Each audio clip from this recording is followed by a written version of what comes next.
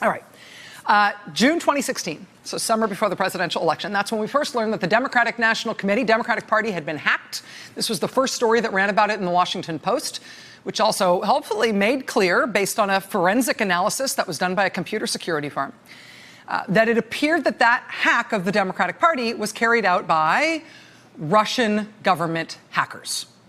That was the first inkling we got about Russia being all up in our election. That was June 2016.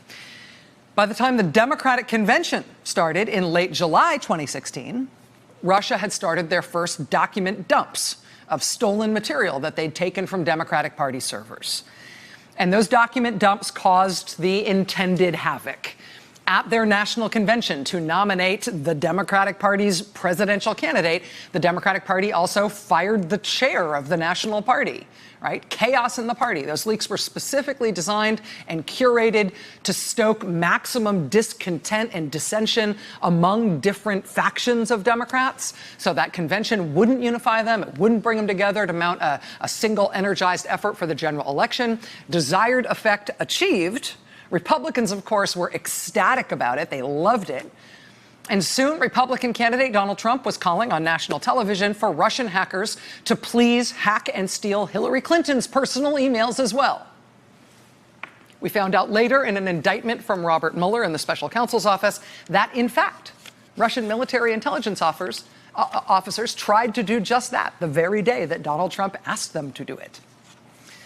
By the following month, by August 15th, we now know the FBI was investigating not only what Russia was trying to do to intrude in our election, but also whether the Russians might have any American Confederates who were trying to help them.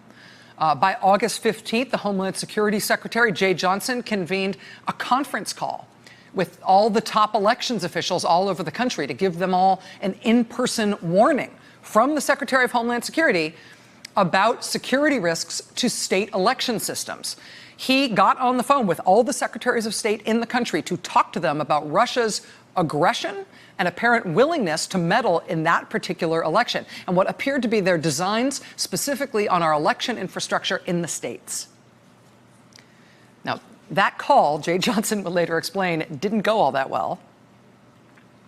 But then 3 days later, August 18th, 2016, the FBI sent out a secret flash alert from its cyber division, again, warning state election officials, warning secretaries of state that they needed to take steps now to beef up their firewalls, beef up their other security measures, because it wasn't just some vague sense of Russian hostile intentions toward our elections. No, by that point, the FBI's cyber division had observed Russian state hackers specifically targeting multiple U.S. states and succeeding in breaching security and getting into election systems. So conceivably, they could mess with the vote or mess with voter registrations in at least 2 states. So the FBI sent out that flash alert August 18th, 2016, sent it from the FBI Cyber Division. That was supposed to be a secret alert to all the states. Of course, it immediately leaked to the press. But at least at this point, with the call from the Homeland Security Secretary, with the public reporting that it was Russian state actors who hacked the Democratic Party, with this flash secret alert from FBI Cyber, hey, this is happening, they're really doing it, they're going after the states, and they're successfully breaching security in the states. I mean, at least to this point, it is clear, right, that this is a serious thing. This is a serious threat. Serious measures need to be taken in response. Everybody at least gets it by this point, right? One Secretary of State in particular came out immediately and said, I'm refusing any offer of assistance to beef up security around the election in my state.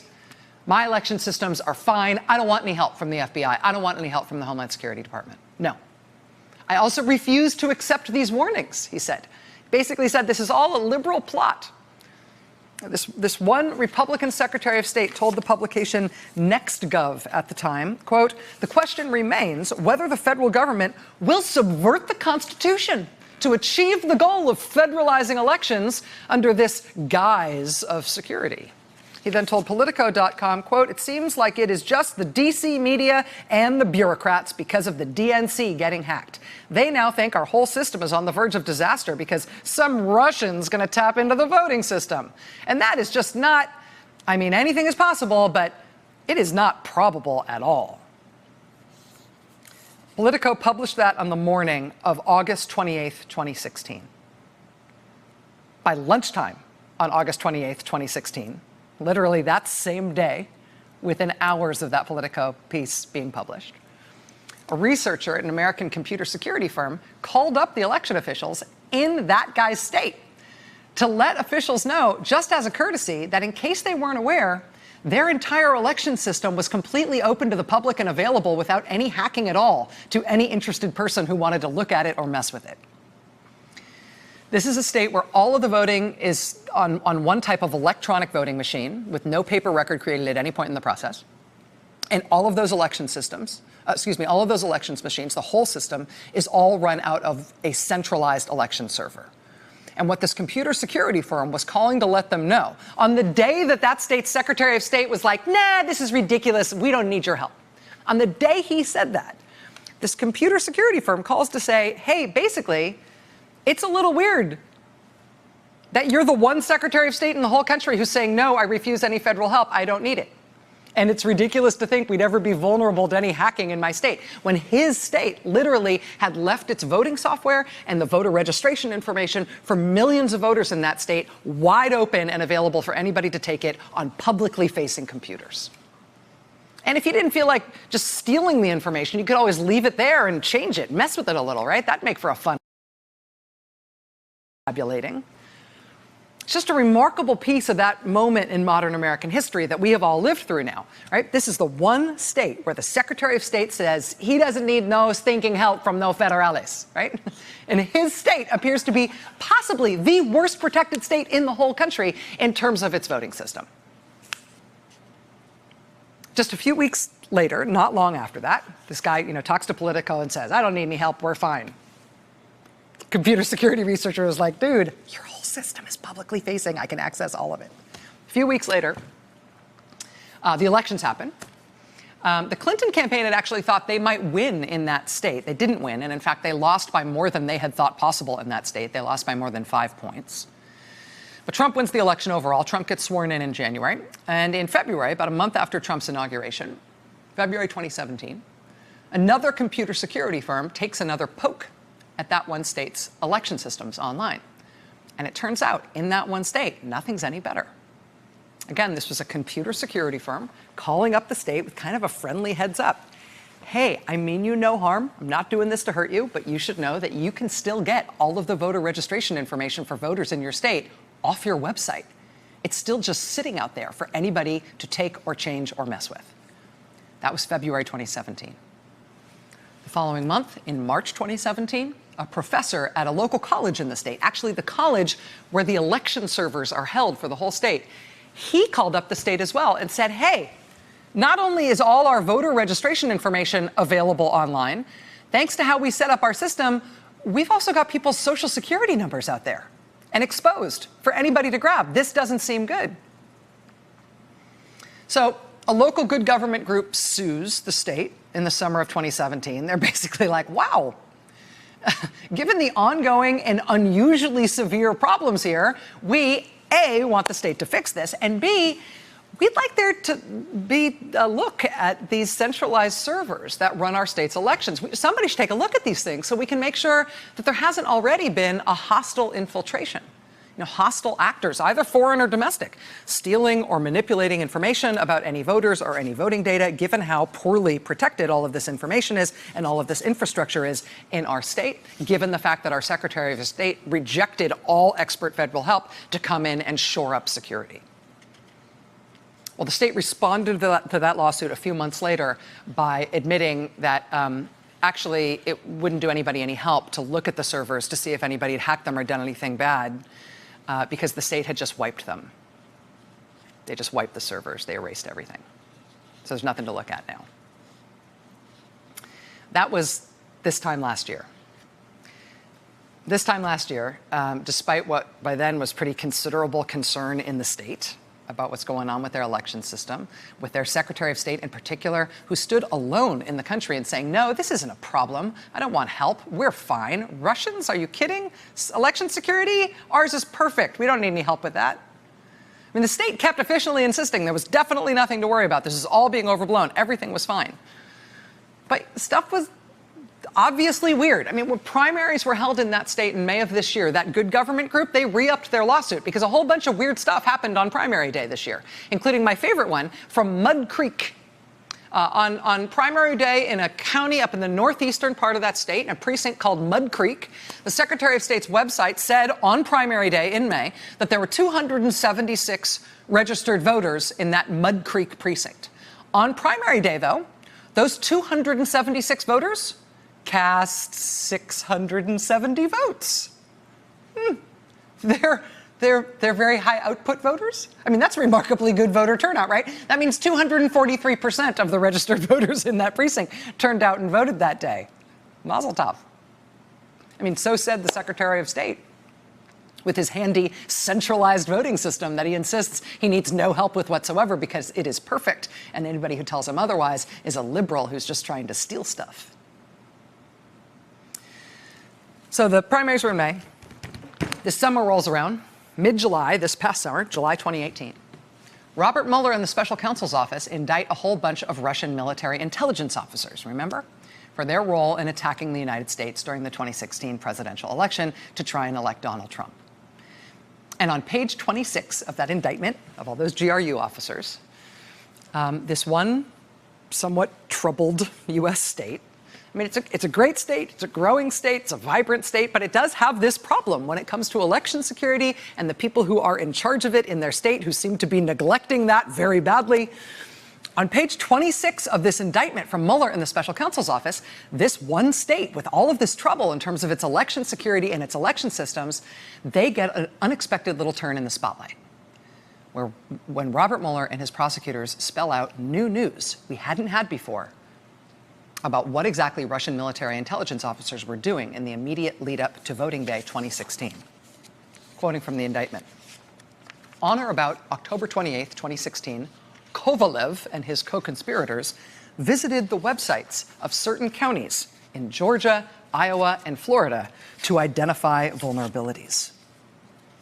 Kovalev in this context is Anatoly Sergeyevich Kovalev, an officer in the Russian military assigned to Unit 74455, who worked at 22 Kirova Street in Moscow for Russian military intelligence for the GRU. From his cubicle in Moscow, we learned in that indictment that that Russian military officer personally targeted election infrastructure in Florida, in Iowa, and in Georgia. And Georgia is the state where the Secretary of State, alone among all other states in the country, he alone refused any help when it came to shoring up the security of his state's elections, even after he was directly warned by Homeland Security and subsequently by the FBI. Georgia is the state where the Secretary of State said these warnings were ridiculous. Ridiculous warnings. There's no chance Russia would ever target his state. Are you kidding? Turns out his state is one of the states that Russia targeted on October 28th, 2016. And we can name the guy who did it and the office he was sitting in when he did it. Once those Russian military officers were targeting Georgia's election system starting on October 28th, 2016. I wonder what they did with Georgia's voter systems. Well, we don't know, because under that Secretary of State, rather than let anybody investigate if anything untoward might have happened, instead, they wiped the servers. They erased the servers, so nothing can ever be checked. That Secretary of State in Georgia is now the Republican candidate for governor of Georgia. He's presumably running for governor on the basis of his performance as Secretary of State, which honestly is a performance for which anybody might rightfully expect to be famous. Well before the disaster of Georgia election security in the 2016 election, in his first full year as Secretary of State in 2010, he sent armed agents door to door in black neighborhoods in Brooks County, Georgia. This was after a big get-out-the-vote effort there among black residents. That big get-out-the-vote effort led to the first ever majority African-American school board in their town. Local residents said they'd been motivated that year by teacher layoffs in their school district, teacher layoffs that were really unpopular. And according to one local leader of the voter registration effort, quote, "We'd been bit by the Obama bug." This was 2010. We'd been bit by the Obama bug, and we knew it was time for a change in Brooks County as well. They brought criminal charges against 12 local black residents who'd helped in the Get Out the Vote effort. They brought charges against those 12 residents for things like bringing envelopes containing completed absentee ballots to a mailbox. They criminally charged this group of local residents with more than 100 election law violations, including dozens of felonies. They put them on trial to face more than 1,000 combined years in prison. And you know what? Not a single one of those charges held up. On every single one of those charges, the local resident was either acquitted or the charge had to be dropped by the prosecutors. Not only were there no convictions, there weren't even any plea deals. Acquitted or dropped on every single one. And the Attorney General of the state subsequently had to issue a statement clarifying that actually none of the actions those African-American local residents in Brooks County had been charged with, none of the things they were charged with were actually illegal. Mailing in absentee ballots is not a crime. Registering your neighbors to vote is not a crime. But tell that to the people who Brian Kemp sent his armed agents door to door after in 2010. That's Brian Kemp, Georgia's Secretary of State. He also instituted what's called an exact match program designed, honestly, to kill voter registration applications. If there's even one single digital character difference between your voter registration application and any other record the state has on file for you. So if, like, there's an extra space added by the registrar when she types in your name or your address, literally an extra space. Or if you live on something road, and the registrar types in RD period to abbreviate road instead of RD, which is the way it's abbreviated without the period in some other database, then forget it. You're not registered. Your voter registration will be held until these irregularities can be sorted, if they can be sorted. Brian Kemp invented that. He got sued over that effort, in part because that unique program he designed and pursued out of his office seems to have had what everybody understood to be its desired effect.